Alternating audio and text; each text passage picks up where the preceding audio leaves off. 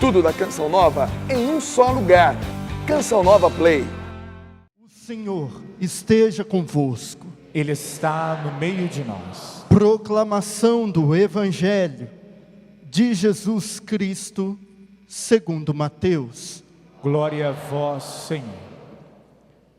Enquanto Jesus ainda estava falando, um chefe aproximou-se, inclinou-se profundamente diante dele e disse: a minha filha acaba de morrer, mas vem, impõe a tua mão sobre ela e ela viverá. Jesus levantou-se e o seguiu junto com seus discípulos. Nisto, uma mulher que sofria de hemorragia há 12 anos veio por trás dele e tocou a barra do seu manto. Ela pensava consigo: se eu conseguir pelo menos tocar o manto dele, ficarei curada. Jesus voltou-se e ao vê-la disse: coragem, filha, a tua fé te salvou. E a mulher ficou curada, e a partir daquele instante louvava a Deus. Chegando à casa do chefe, Jesus viu os tocadores de flauta e a multidão alvoroçada e disse: retirai-vos, porque a menina não morreu, mas está dormindo. E começaram a caçoar dele. Quando a multidão foi afastada, Jesus entrou, tomou a menina pela mão e ela se levantou. Essa notícia se espalhou por toda aquela região. Palavra da salvação. Glória a vós, Senhor. Que as palavras do Santo Evangelho perdoem os nossos pecados. Vamos cantar de novo o refrão do salmo de hoje.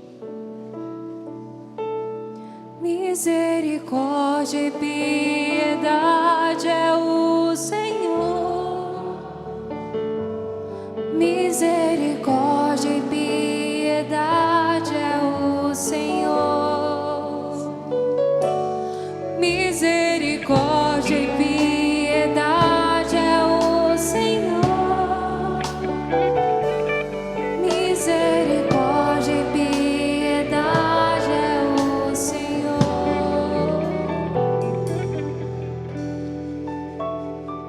Meus queridos irmãos e irmãs,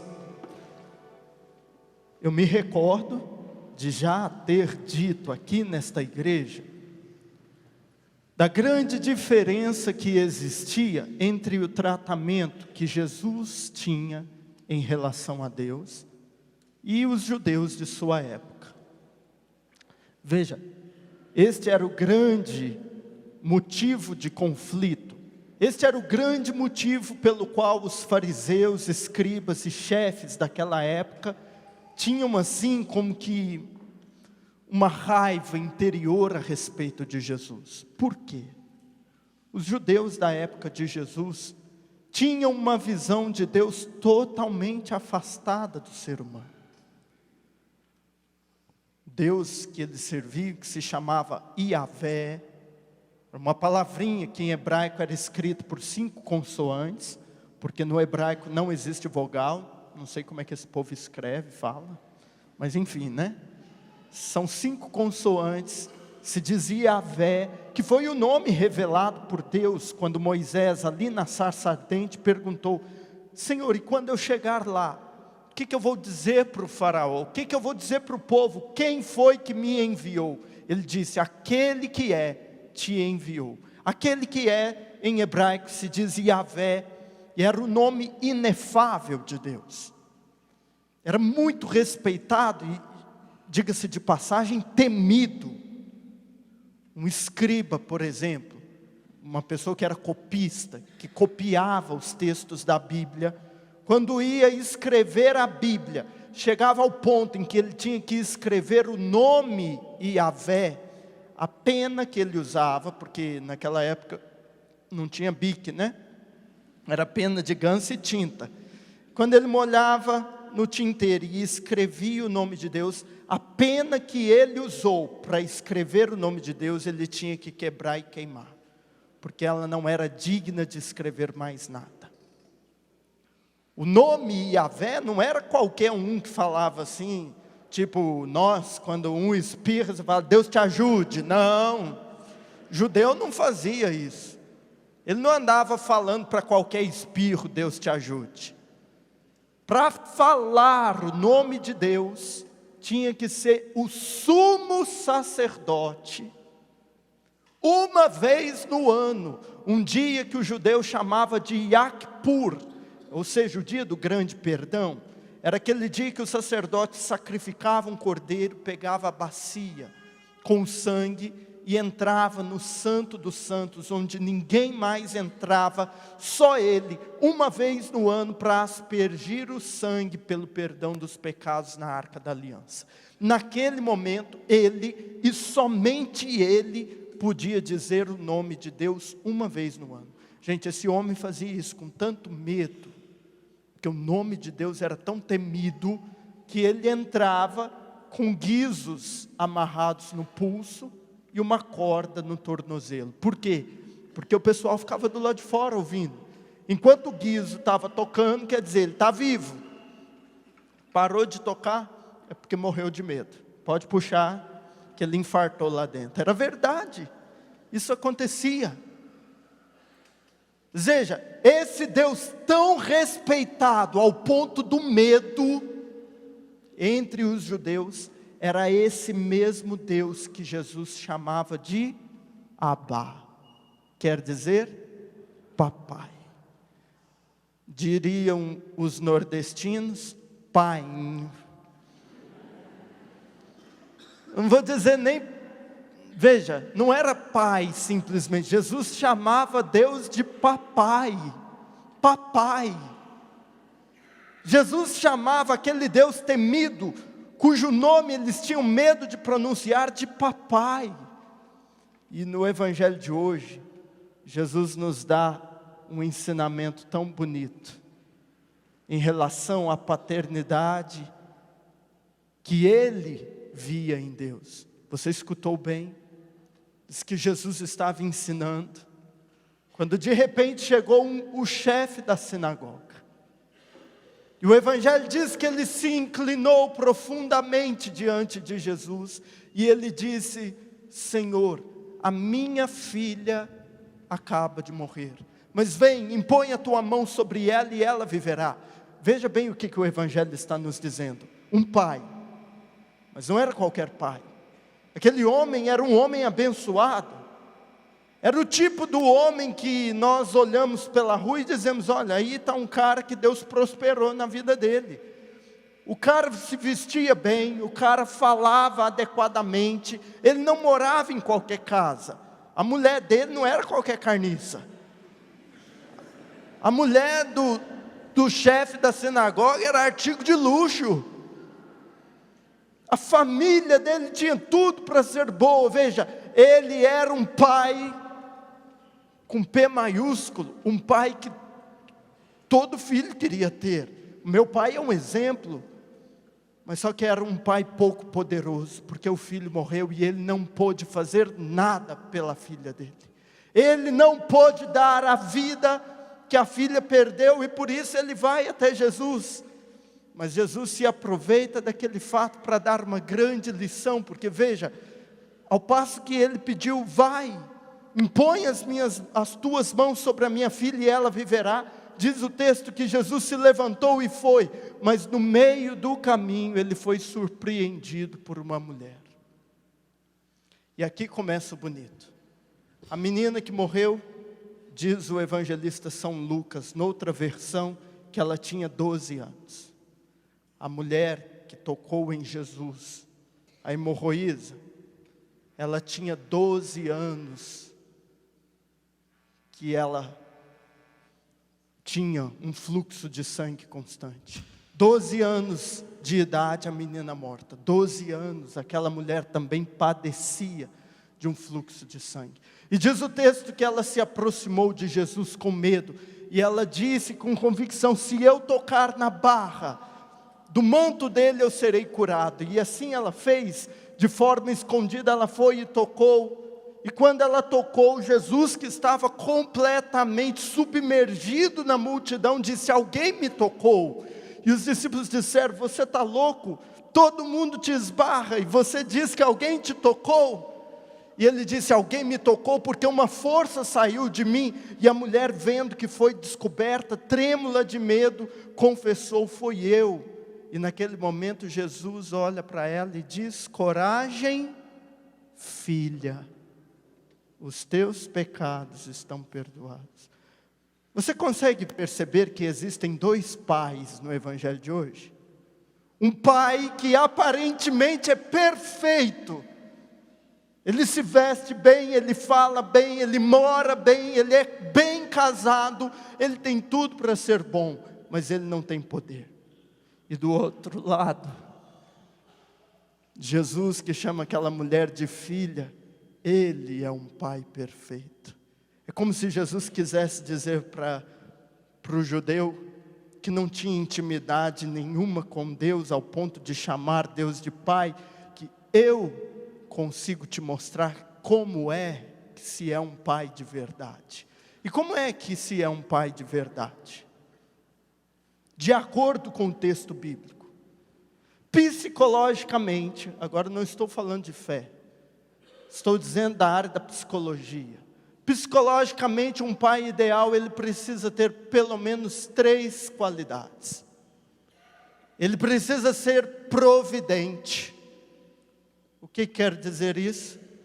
Isso quer dizer que um pai de verdade, ele tem dentro de si um senso de responsabilidade, que quem precisa bancar o menino que nasceu é eu. Eu é que preciso colocar comida para ele, eu é que preciso da escola, eu que preciso financiar a vida da minha família. Todo pai que se preze, a primeira característica psicológica deste pai é: eu sou um pai providente. Eu sou o provedor da casa. Que acontece, infelizmente. Mas é triste quando o marido está desempregado e quem tem que bancar a casa é a mulher. É claro que se os dois são bem casados, a mulher faz isso com alegria, mas de natureza o homem fica desestruturado, porque ele sente dentro de si que a responsabilidade de colocar pão dentro de casa é de quem? É dele. Agora tem uns marmanjos irresponsáveis, que pensam que casou bem, porque casou com a mulher trabalhadeira, aí deixa a mulher trabalhar e fica em casa jogando PS4. Me ajuda aí, meu irmão. Não é nem porque ele está desempregado, é porque ele gosta mesmo de vagabundear. Pois veja, essa é a primeira característica que Jesus mostra para o chefe da sinagoga de um pai de verdade. O texto diz que aquela mulher gastou tudo que ela tinha com médico e ela ficou pobre por causa disso. Mas quando ela chegou perto de Jesus, Jesus não disse para ela assim: olha, eu posso te curar, mas está achando que é assim simples, é só pegar na barrinha do manto? Não, senhora, pode passar aqui a graninha, ó. Vai pagando. Não, a primeira característica do pai de Jesus: ele nos dá de graça, diz a palavra de Deus, infinitamente mais do que tudo que pensamos ou pedimos, segundo a ordem do seu amor. Ou Deus te cobrou o ar que você respirou no dia de hoje? Ele cobrou? Como diz o salmista, se Deus nos tratasse como exigem as nossas culpas, ai de nós. Veja, o que Deus faz, Ele é um Deus providente, Ele é um Deus que te dá de graça, sem você merecer, infinitamente mais do que tudo que você pensa ou pede a Ele. Deus é um Deus de amor, porque Ele não te deixa faltar nada. Não é isso que a gente diz no Salmo de número 22? O Senhor é o meu pastor, nada me faltará. Nada me faltará. Sabe, pode não ter em abundância. Você pode não ter para jogar fora, regalia, viver no luxo. Mas se você tem fé, meu irmão, O nosso Deus, Ele não deixa faltar nada, nada. Eu me recordo aqui de um testemunho que me deu Paulo César, que é da nossa comunidade, aqui de São Paulo. Ele disse que ele conheceu lá em São Bernardo, na terra onde ele nasceu, um rapaz, que ele estava namorando há bastante tempo, e ele queria se casar, mas só que para casar tem que ter dinheiro, né? Não dá para casar pobre. Aí o cara estava pedindo a Deus que mandasse para ele um emprego, mas ele era de igreja, ele era carismático, e o único emprego que apareceu era de, não sei como chama isso, mas tipo um repositor de bebida alcoólica. Ele ia de moto, de boteco em boteco, fazendo os pedidos das bebidas, que logo depois o caminhão traria. E na visita, ele levava então aqueles cartazes, né, da cerveja para colar lá no boteco. E o Paulo César me contando, esse meu amigo um dia me disse que quando ele chegou num determinado lugar, bem pobre, ele estava fazendo o trabalho dele, porque ele queria casar, apesar de que ele não gostava que fosse aquele o trabalho. De repente chegou uma criancinha bem pequenininha perto dele, puxou a roupa dele e disse assim: ô moço, faz o seguinte, não vem vender isso aqui mais não, porque toda vez que você chega aqui vendendo bebida, o meu pai vem, ele compra tudo que você vende para o dono do boteco, ele enche a cara, ele bate na minha mãe e quebra a nossa casa. E aquele rapaz, ele era carismático, ele era da igreja. Diz ele, Paulo César me contando, que o rapaz sentou no meio-fio, ele chorou e ele disse assim: Senhor, eu quero me casar, eu preciso desse emprego, mas se for para escutar isso que essa criança disse, esse emprego eu não quero mais, eu sei que o Senhor me dará. Ele pediu contas naquele dia. No outro dia, Deus deu para ele um emprego muito mais digno, que ganhava o dobro a mais.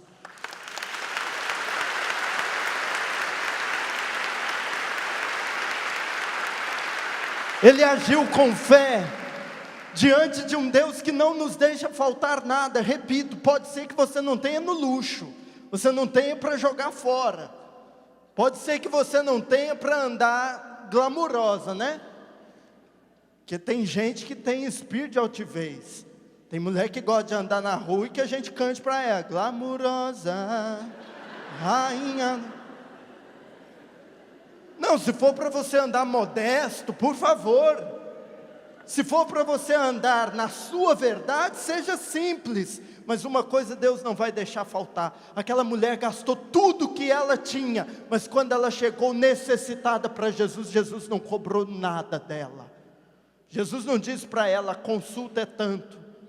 Quando eu era padre em São José dos Campos, de quando em quando chegava lá dizendo assim: nós marcamos uma consulta com o padre. Eu falei: marcou? A gente ligou antes, disse que a primeira consulta era R$4.000. Eu falei: gente. Aí ele falou: mas não é aqui? Aí depois de uns dias eu fui saber, sempre chegava. Depois de uns dias eu fui saber que era uma igreja que não era católica, mas o cara falava que era padre, ficava na outra esquina da Canção Nova. O cara cobrava R$4.000. Não se iluda, meu irmão. Aquele despacho de R$300, aquela macumba de 500, aquele guia espiritual que te cobrou por uma graça, Deus dá de graça. Quando a hemorroísa chegou e encostou no manto de Jesus, Jesus não cobrou pela cura que ela recebeu, porque a primeira característica do Pai de Jesus, Ele é um Pai providente. E eu vou dizer uma coisa para vocês, homens que estão aqui, que são pais: se você não for um pai providente, você não é um pai de verdade. Você não é um pai de verdade. Como diria minha avó, é homem ou saco de batata. Porque pelo menos o senso de responsabilidade, de colocar alguma coisa dentro de casa, você precisa ter como pai. Não dá para casar e viver de amor, se não for trabalhador, se não tiver um dinheiro, se não tiver um controle, se sair gastando mais do que aquilo que eu pretendo ganhar. Todo homem de responsabilidade, ele só cresce, só amadurece, quando ele percebe que eu sou o provedor da casa, e eu preciso então ser de responsabilidade. Porque depois que você casa, meu irmão, não dá para você ficar gastando dinheiro com coisinha, com bestialidade por aí. Porque depois que casa, tem que comprar fralda descartável. Você sabe quanto custa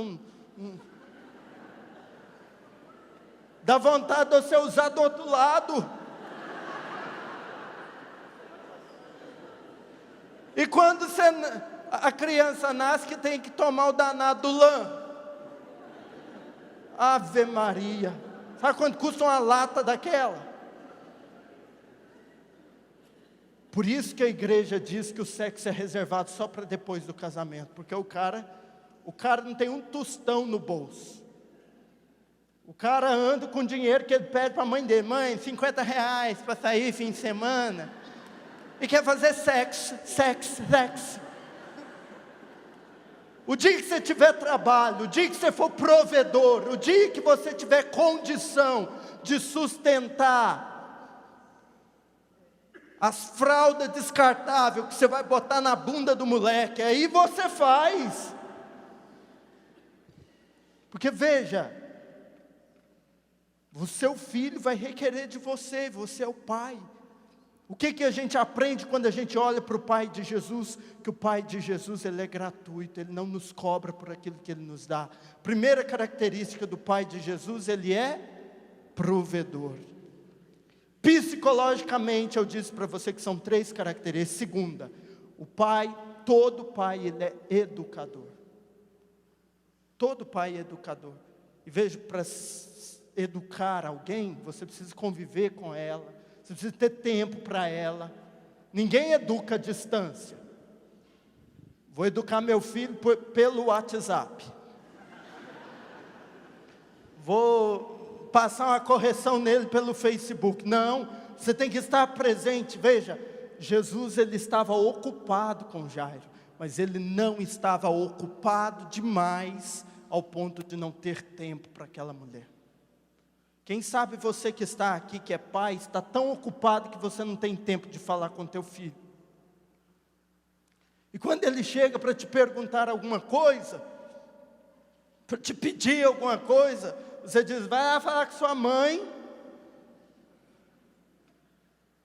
Segunda característica do pai de Jesus, refletida nessa história, ele que estava ocupado com Jairo. Ele não estava ocupado demais ao ponto de não ter um tempo para aquela mulher que ele chamou de filha. Ele parou o que ele estava fazendo. No Evangelho de São Lucas diz, aqui a gente leu que a menina já tinha morrido, mas no Evangelho de São Lucas diz que ela estava agonizando. Veja, a situação era urgente, ele não podia parar. O coitado do Jairo estava assim, vamos, para que gastar tempo com essa sangrenta? Essa mulher já viveu tudo, a outra só tem 12 anos, vamos embora. Era urgente, não dava para parar. E a sangrenta lá, perturbando, e o Jairo doido que Jesus fosse. Não, Jesus, ele tinha um tempo suficiente para cada um. Porque ele reflete a segunda característica psicológica do pai ideal. Todo pai, ele deve ser educador. E como é que você vai ser educador se você não tem exemplo para dar? Se você não tem moral? Porque você sabe que a gente educa mais com os exemplos do que com aquilo que a gente fala. Se você não tem moral para falar com seu filho, você vai dizer o que para ele? Que testemunho, que exemplo. A segunda característica do pai de Jesus, ele era educador. Qual é a primeira? Provedor. A segunda? E a terceira? Ele era protetor. Que eu vou dizer uma coisa para vocês, rapazes, homens que estão aqui na igreja. As mulheres, quando casam, elas querem casar com um homem que as proteja. Eu conheço lá em São José um casal que a mulher disse assim, padre, casei com meu marido, fomos para a lua de mel. Quando a gente voltou para casa, a primeira noite que a gente dormiu em casa, eu escutei um barulho lá no terreiro. Eu falei assim, amor, fizeram um barulho lá no terreiro. Ele virou e falou assim, eu também escutei. Aí a mulher perguntou, e o que a gente faz? Ele falou assim, espera aí que eu vou ligar para o meu pai.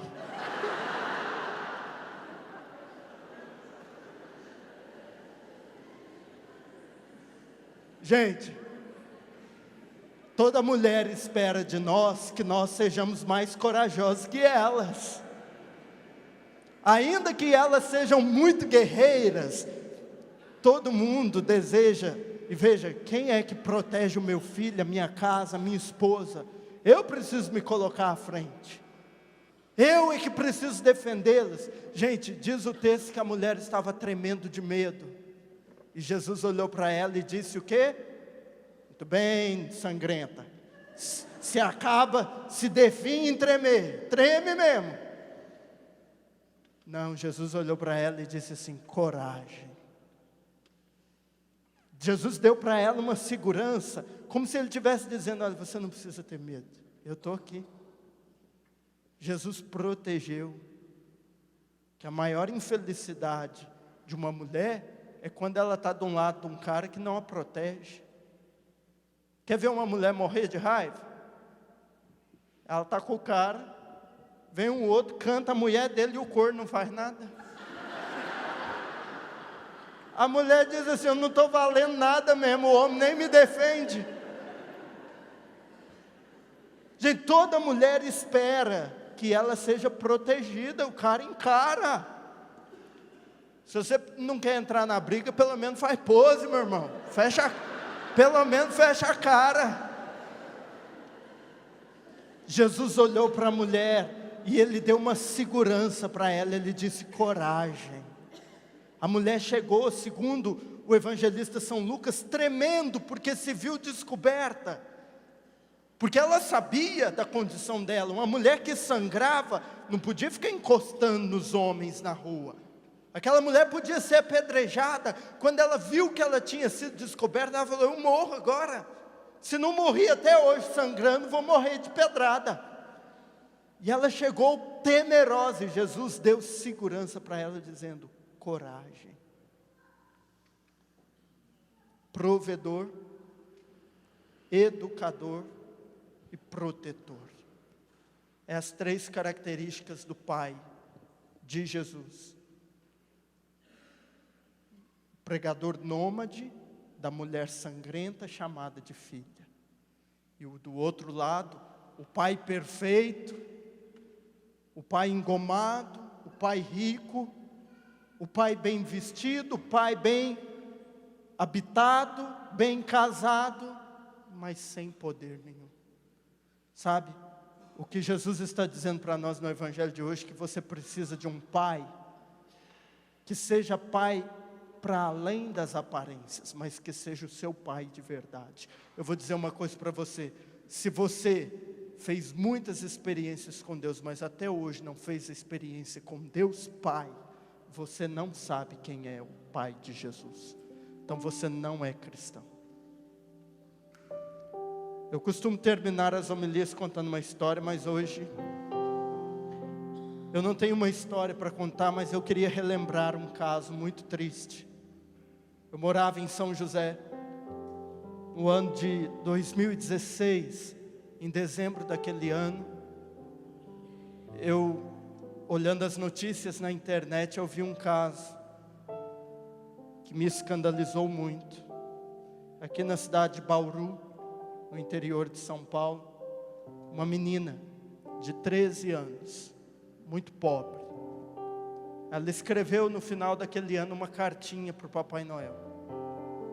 Ali na carta, ela pediu uma calça jeans, uma camiseta e um tênis, porque a mãe não podia dar.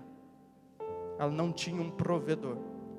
E lá pelas tantas, a menina escreveu assim: Papai Noel, o meu padrasto abusou de mim, mas não conta para ninguém, tá?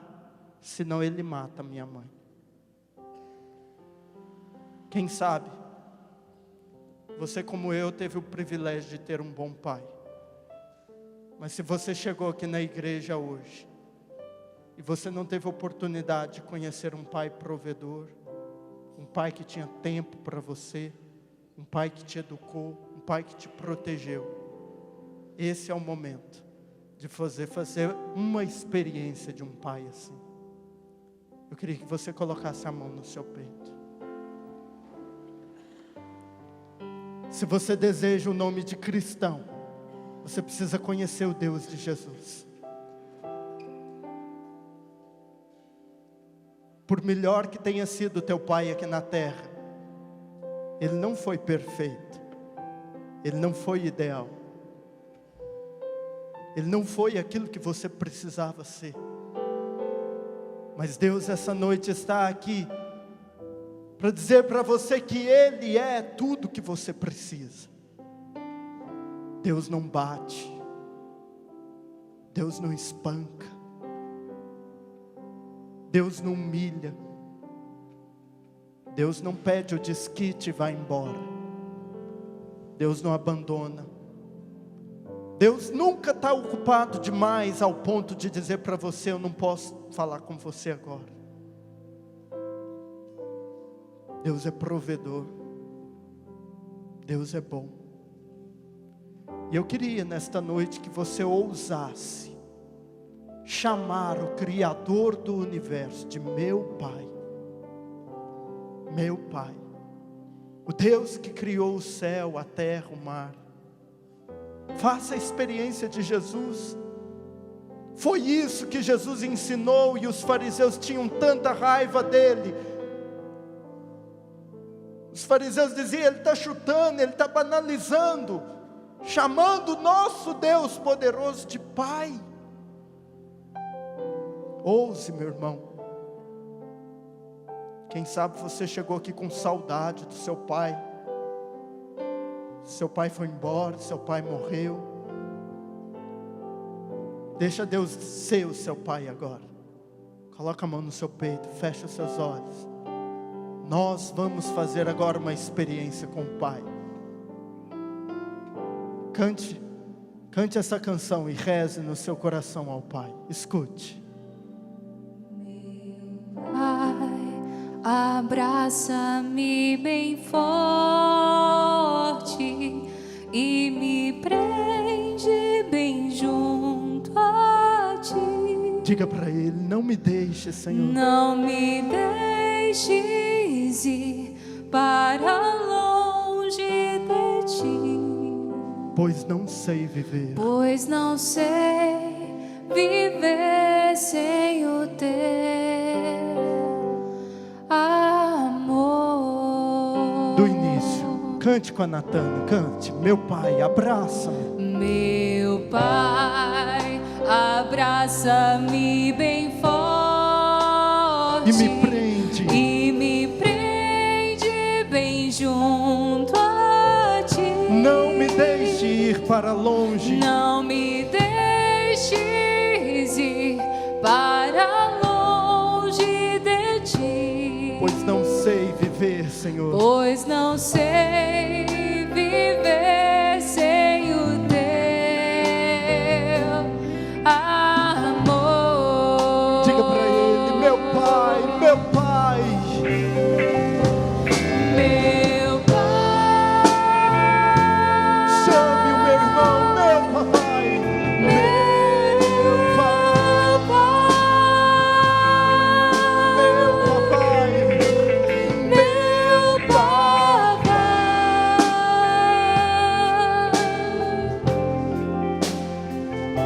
Já não sei viver sem ti, meu Pai. Meu Pai. Meu Pai.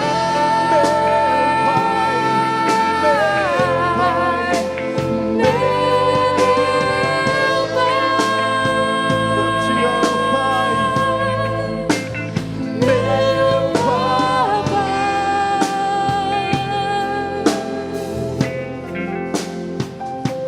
Já não sei viver sem o teu amor.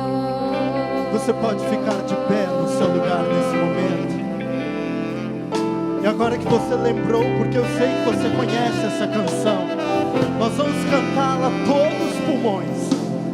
Nós vamos declarar esta canção com muita unção diante de Deus e fazer uma experiência experiência com o Pai e crescer em maturidade diante do Pai. Um Pai provedor, um Pai educador, um Pai protetor, um Pai que te ama, um Pai que não vai embora, não abusa. Cante para Ele, meu Pai, abraça-me bem forte. Cante, meu irmão. Meu Pai, abraça-me bem forte E me prende bem junto a Ti. e me prende bem junto a Ti. Não me deixe ir para longe. Não me deixes ir para longe de Ti, Pois já não sei viver. pois não sei viver sem o Teu amor. Do início, você pode cantar melhor. Meu Pai, abraça-me bem forte. Meu Pai, abraça-me bem forte e me prende bem junto a Ti. Não me deixe ir, Senhor. Só eu sei onde eu poderia chegar sem Ti. Para longe de Ti, pois não sei viver sem o Teu amor. E erga o seu braço, clame por Ele. Chame o Pai.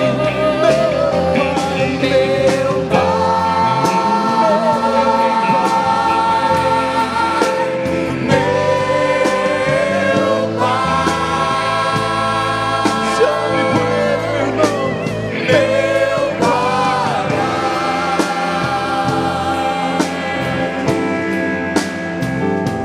Já não sei viver sem Ti, meu Pai, meu Pai. Você que se sente órfão, cante a Ele.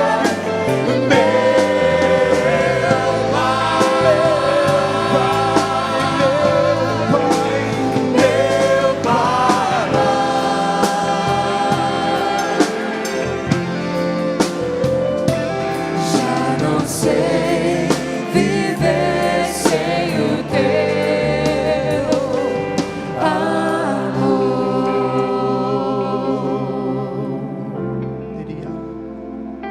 Deixe que Ele te abrace agora. Abraça-me, Pai.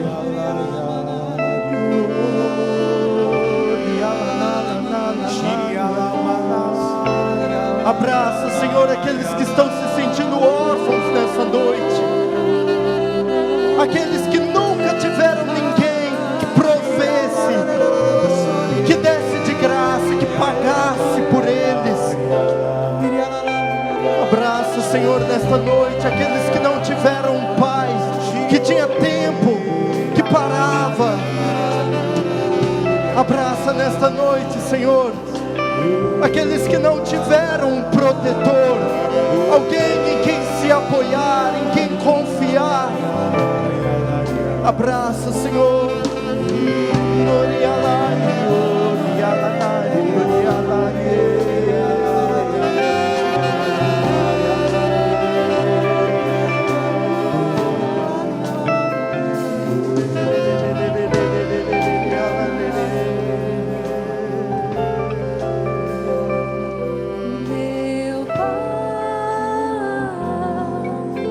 Meu Pai, Meu Pai, meu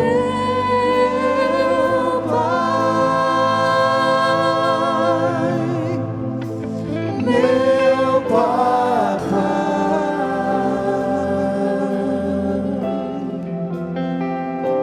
Já não sei viver sem Ti. clame a Ele, clame. Meu Pai,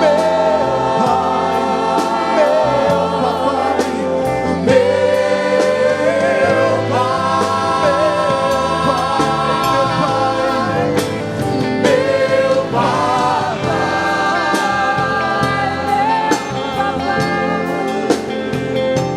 já não sei viver sem o Teu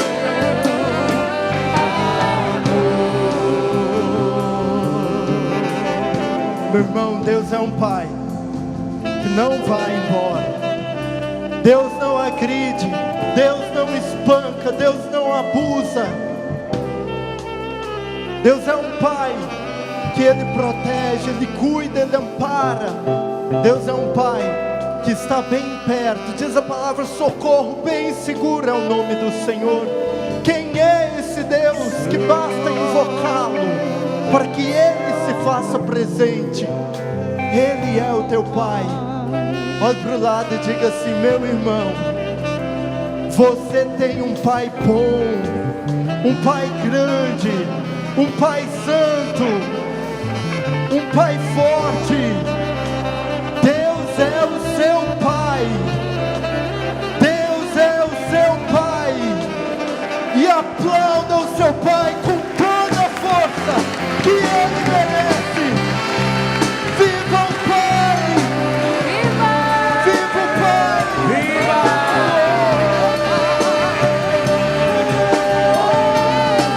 Meu Pai! Meu Pai! É o seu braço, meu irmão, para dar isso!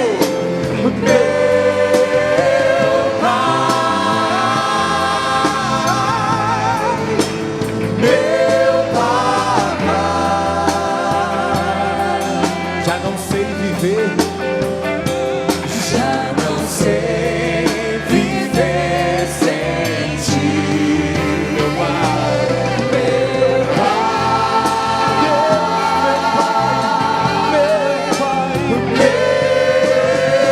Pai!